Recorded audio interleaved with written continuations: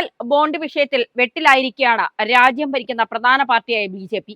കോൺഗ്രസ് അടക്കമുള്ള പ്രതിപക്ഷ പാർട്ടികൾക്ക് ബോണ്ട് വിഷയത്തിൽ ആശങ്കപ്പെടാൻ കാര്യങ്ങൾ ഏറെയുണ്ട് താനും.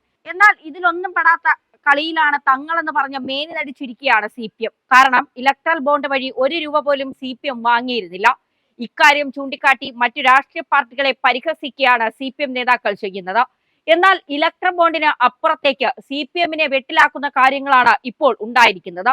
CPM കോടികളുടെ കള്ളപ്പണ ഇടപാട് നടത്തിയോ എന്ന അന്വേഷണമാണ് ഏജൻസികൾ നടത്തുന്നത്.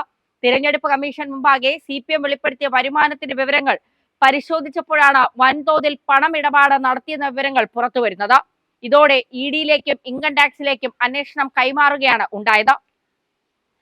ചില വിവരങ്ങൾ അനുസരിച്ച് CPM-ന്റെ വരുമാനത്തിന്റെ വ്യക്തത വരുത്താൻ വേണ്ടി പാർട്ടി അഖിലേന്ത്യാ സെക്രട്ടറി സീതാറാം യെച്ചൂരിയെ വിളിച്ചു വരുത്തി ചോദ്യം ചെയ്യാൻ ഒരുങ്ങുകയാണ് ആദായ നികുതി വകുപ്പെന്നാണ് പുറത്തുവരുന്ന വിവരങ്ങൾ.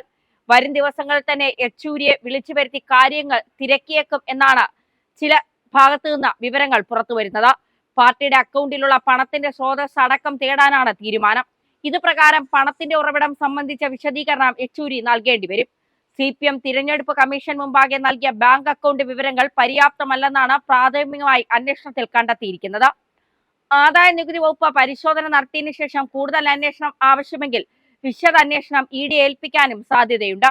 പാർട്ടിയുടെ പണമിടപാട് നടത്തിയ നിരവധി അക്കൗണ്ടുകളുടെ വിവരങ്ങൾ തിരഞ്ഞെടുപ്പ് കമ്മീഷൻ മുൻപാകെ നൽകിയിട്ടില്ല. ഇത്തരം നൂറുകണക്കിന് രഹസ്യ അക്കൗണ്ടുകൾ വഴി നടത്തിയ സാമ്പത്തിക ഇടപാടുകളിലേക്കാണ് അന്വേഷണം നീളുന്നത്. നേരത്തെ കരുവന്നൂരിൽ സഹകരണ ബാങ്കിൽ ED പരിശോധന നടത്തിയപ്പോൾ പാർട്ടിയുടെ പേരിൽ നിരവധി ബാങ്ക് അക്കൗണ്ടുകൾ ഉണ്ട് എന്ന് കണ്ടെത്തിയിരുന്നു. നേതാക്കളുടെ വ്യക്തിഗത അക്കൗണ്ടുകളിലും ബ്രാഞ്ച് ഏരിയ കമ്മിറ്റികൾ വഴിയും കോടികളുടെ ഇടപാട് നടന്നുവെന്നാണ് ED കണ്ടെത്തിയത്. ഇത് CPM-നെ വെട്ടിലാക്കുന്നതായിരുന്നു.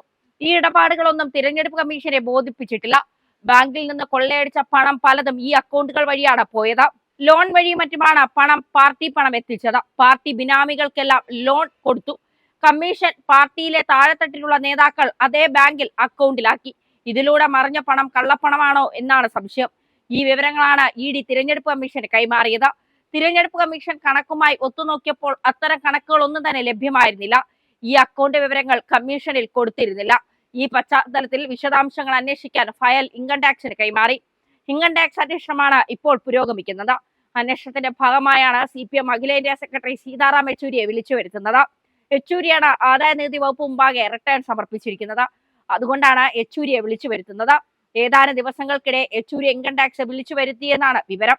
എൻഫോഴ്സ്മെന്റ് അന്വേഷണത്തിൽ ഒരു ബാങ്കിൽ നിന്ന് ഇത്രയും തുക ഇടപാട് നടന്നെന്ന വെളിപ്പെട്ട പശ്ചാത്തലത്തിൽ മറ്റ് സഹകരണ ബാങ്കുകളിലും ഇത്തരം ഇടപാടുകൾ നടന്നിരിക്കാമെന്നാണ് നിഗമനം. അതിലേക്കാണ് അന്വേഷണം നടത്തുന്നത്.